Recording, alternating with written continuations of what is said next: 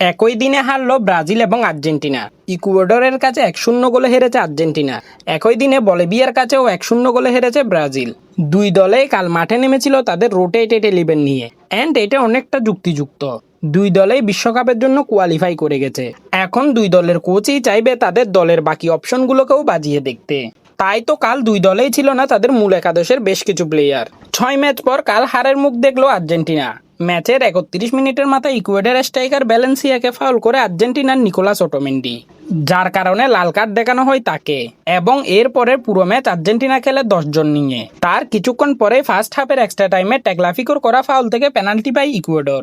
সেই পেনাল্টি থেকে ইকুয়েডরকে লিড এনে দেয় ভ্যালেন্সিয়া এবং ফার্স্ট হাফ ইকুয়েডর শেষ করে 1-0 গোলে এগিয়ে থেকে।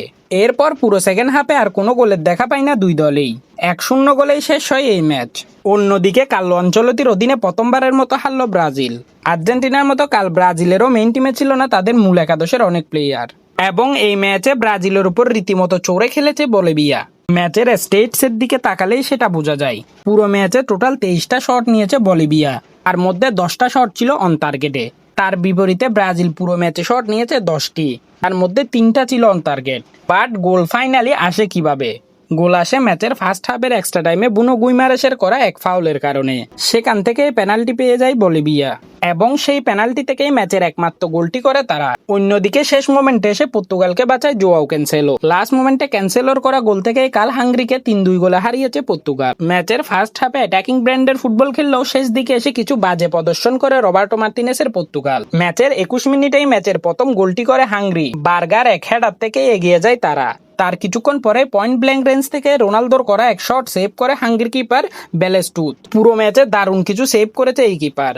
তা না হলে হয়তো আজ এই ম্যাচের স্কোর কার্ড অন্যরকম হতো। তবে ফাইনালি পর্তুগালের ইকুয়ালাইজার আসে ম্যাচের 36 মিনিটে। ডিবক্সের ভিতর থেকে বার্নার্ডো সিলভার এক শট থেকে সমতায় ফিরে পর্তুগাল। এরপর সেকেন্ড হাফের শুরুতে রোনালদোর করা এক শট হাতে লেগে যায় হাঙ্গেরি ডিফেন্ডারের, এবং পেনাল্টি পেয়ে যায় পর্তুগাল। সেই পেনাল্টি থেকেই পর্তুগালকে লিড এনে দেয় পর্তুগালের পোস্টার বয় ক্রিশ্চিয়ানো রোনালদো, এবং এরই মাধ্যমে রোনালদো হয়ে যায় বিশ্বকাপের কোয়ালিফায়ারের ইতিহাসে সর্বোচ্চ গোলদাতা। 39 গোল দিয়ে এই তালিকার শীর্ষে রয়েছে সে। কিন্তু সেকেন্ড হাফে এসে কিছুটা খাপচারা ফুটবল খেলে পর্তুগাল, যার কারণে ম্যাচের 84 মিনিটে কামব্যাক করে হাঙ্গেরি। দুর্দান্ত আরেক হেডার থেকে আবার হাঙ্গেরিকে সমতায় ফিরায় বার্গা। তবে তার 2 মিনিটের মধ্যেই পর্তুগালের লিড আবার রিস্টোর করে দেয় জোয়াও ক্যানসেলো। অপোনেন্ট হাফে এক দুর্দান্ত বল উইন করে সে, এবং সেই উইন করা বল থেকে তার এক দুর্দান্ত শটে পর্তুগালকে জয় এনে দেয় এই ফুলব্যাক। এদিকে মলদোভাকে রীতিমতো ধুয়ে দিয়েছে নরওয়ে। 11-1 গোলে তাদের হারিয়েছে নরওয়ে।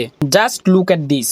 এক ম্যাচে 5 গোল ও 2 অ্যাসিস্ট করেছে আর্লিং ফ্রিকিং হালান্ড। এছাড়াও এই ম্যাচে 4 গোল করেছে থেলো এসগার্ড। এবং মজার ব্যাপার হলো এই ম্যাচের 12টা গোলের সবটাই করেছে নরওয়ে, কারণ মলদোভার একমাত্র গোলটিও আসে আত্মঘাতী গোল থেকে।